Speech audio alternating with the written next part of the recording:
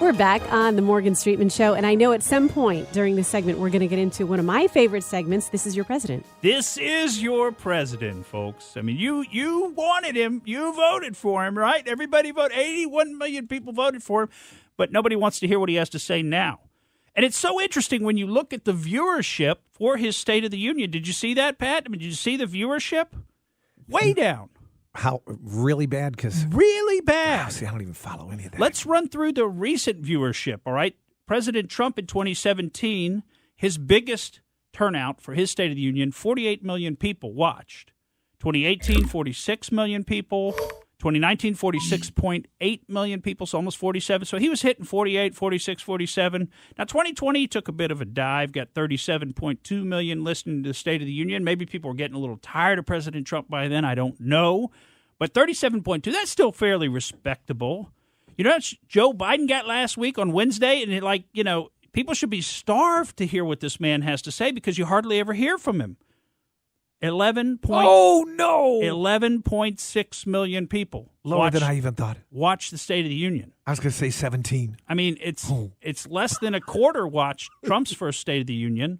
And this is the guy who supposedly got 81 million votes. I mean, more than 10 million more votes than Barack Obama got. This is the most popular president in the history of our country in terms of total number of votes, supposedly, right? And he only barely beat the Oscars this year, which was way down.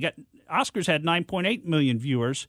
So Biden barely beats that with 11.6 million watching. And no wonder, I mean, his entire speech, if you want to sum it up, you say socialist wish list, communist wish list. The problem is not a lot of people are watching because maybe he comes across as boring or whatever.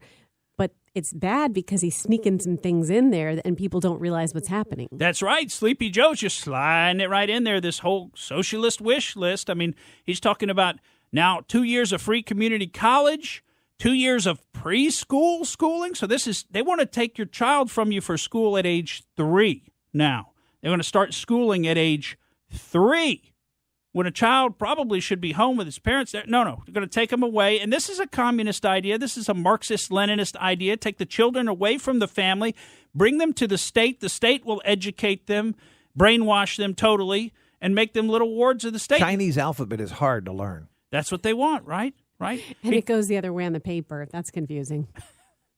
He talked about adding 12 weeks of paid medical leave. He talked about paid child care, expanding the SNAP benefits. He didn't say how much, but we've seen reports now that they're going to try to expand it by at least 20%. And you're going to hear some of exactly what Byron's talking about because, Biden just breaks into, at the beginning, all of these platitudes about what's going on. I mean, it's just like empty talk. He's not a serious person about this. This is like propaganda that has been designed. It used to be by focus groups. Now I wonder if it's not some kind of AI architecture that's telling them, oh, use this phrasing. This is what will work based on, mining all of this social media data. But let's hear the introduction. And don't forget, as you listen to this, the words of Rahm Emanuel so many years ago during the Obama administration. And he said, never let a crisis go to waste, because a crisis is a time when you can do things that you couldn't otherwise accomplish.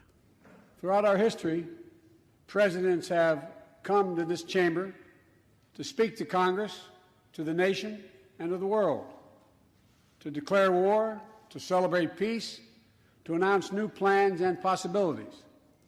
Tonight, I come to talk about crisis and opportunity. Crisis and opportunity. About rebuilding the nation, revitalizing our democracy, and winning the future for America. I stand here tonight, one day shy of the 100th day of my administration. 100 days since I took the oath of office and lifted my hand off our family Bible and inherited a nation, we all did, that was in crisis. The worst pandemic in a century. The worst economic crisis since the Great Depression. The worst attack on our democracy since the Civil War. Now, after just 100 days, I can report to the nation, America is on the move again. Oh, we're on the move again. You know what that means. We are on the move. Happy days are here again. peril into possibility, crisis to opportunity, setbacks into strength. We all know life can knock us down, but in America, we never, ever, ever stay down. Americans always get up. Today, that's what we're doing. America's rising anew, choosing hope over fear, truth over lies, and light over darkness. Light over darkness, hope over fear. Can't beat that, right? You know, he actually rattles off a series of crises during his speech. And there's the music. Pat George, I mean, that means we're down to our last segment. I've got 8 more clips from the State of the Union. Poor Morgan, you know, I spent 6 hours clipping this up yesterday. I wanted to get to all this. It doesn't look like we're going to get to it. We'll try and play a couple of the remaining clips before we finish out with our Out There segment that is going to mirror a Black Mirror episode. We'll be right back.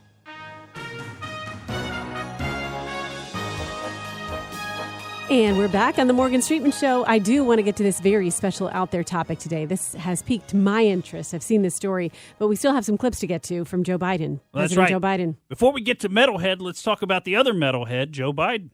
Let's hear what he has to say. We're going to have to run through these pretty quickly, but this is what he has to say about vaccination. And to me, not only does he sound a little angry, but he sounds like he's talking to somebody stupid, and I guess that's me and you folks. Today, 90% of Americans now live within 5 miles of a vaccination site. Oh, thank Everyone goodness. over the age of 16, everyone is now eligible to get vaccinated right now, right away. Go get vaccinated, America. Go and get the vaccination.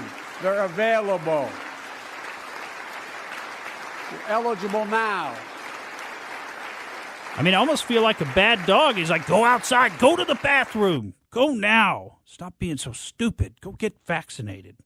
Well, and then he rolls right into, you got to love this, Biden's completely shameless, right? He's going to take credit for the greatest economy America's ever seen, right? Forget about the fact that the country was locked down for an entire year last year. Now let's talk about all the economic growth that he's created after they've lifted the lockdowns. While this was all going on, the economy created more than 1,300,000 new jobs in 100 days. More jobs in the first... More jobs in the first 100 days than any president on record. The International Monetary Fund. It's like unbelievable. He thinks you're The stupid. International Monetary Fund is now estimating our economy will grow at a rate of more than 6% this year. That will be the fastest pace of economic growth in this country in nearly 4 decades. America's moving forward, but we can't stop now. We can't stop now. We're moving forward. He totally forgets the fact that all that economic growth is a result of the lockdowns ending, which they stopped for political reasons right after he got into office. And now let's hear he can't even deliver his signature line. And by the way, folks, if you didn't know this, Build Back Better, I think we've told you this before, Build Back Better was actually a phrase used by Klaus Schwab, who is the founder of the World Economic Forum. This is Davos. This is the Great Reset. Encapsulated is Build Back Better, and that was Biden's campaign speech or slogan, but he can't even get it right. That's how great he is. We're in competition with China and other countries to win the 21st century. We got to win. We're at a great inflection point in history. We have to do more than just build back better. We have to build back better. We have to do more than build back better. We got to build back better. He doesn't even know. Peter Piper picked a pepper. Poor guy. It's elder abuse. That's what Australian TV calls it, elder abuse. So we had that clip, but unfortunately, we're not going to be able to get to all that. I wanted to cover one clip, too, that he talks about what he's calling the insurrection on January 6th, which, you know, the riots at the Capitol, essentially, if you want to call them that. That's about as bad as you could call them. You can't call it an insurrection. They didn't do anything. They didn't kill anybody, although he claims there were deaths. There was only one death, and it was a lady who was there as a protester. But I want you to listen particularly at the end of this clip as he talks about we the people, and you're going to find out that he has a very different conception of who we the people is than you do. Look, in conclusion, as we gather here tonight, the image of a violent mob assaulting this Capitol, desecrating our democracy, remain vivid in all our minds. Lives were put at risk, many of your lives. Lives were lost. Extraordinary courage was summoned. False. The insurrection was an existential crisis, a test False. of whether our democracy could survive, and it did. Oh, thank goodness. But the struggle is far from over. The question of whether our democracy will long endure is both ancient and urgent. Ancient. As old as our republic. Still vital today. Can our democracy deliver on its promise that all of us, created equal in the image of God, had a chance to lead lives of dignity, respect, and possibility? Can our democracy deliver to the most pressing needs of our people? Can our democracy overcome the lies, anger, hate, and fears that have pulled us apart? America's adversaries, the autocrats of the world, are betting we can't. And I promise you they're betting we can't. They believe we're too full of anger and division and rage. They look at the images of the mob that assaulted the Capitol as proof that the sun is setting on American democracy. But they're wrong. You know it, I know it. But we have to prove them wrong. We have to prove democracy still works, that our government still works, and we can deliver for our people. In our first 100 days together, we've acted to restore people's faith in democracy to deliver. We're vaccinating the nation. We're creating hundreds of thousands of new jobs. We're delivering real results to people. They can see it, feel it in their own lives. Opening doors of opportunity, guaranteeing some more fairness and justice. That's the essence of America. That's democracy in action. Our Constitution opens with the words, as trite as it sounds, we the people. Listen to this. Well, it's time to remember that we the people are the government. Oh, okay. You and I.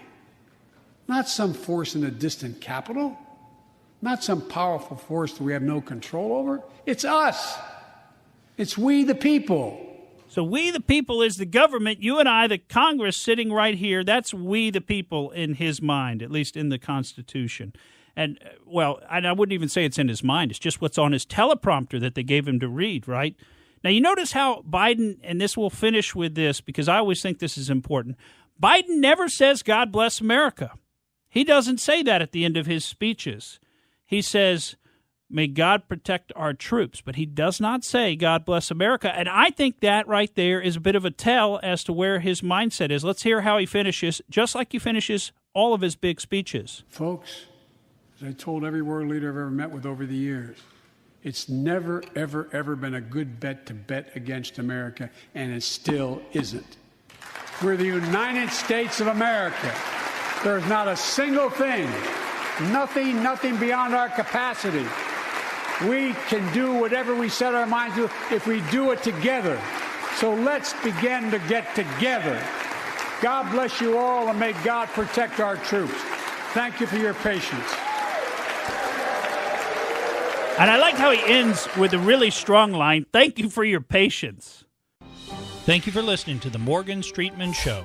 We hope you enjoyed what you heard, and if you did, please click like and subscribe to help us out. And remember that we recommend that you exercise your brain at least once a week.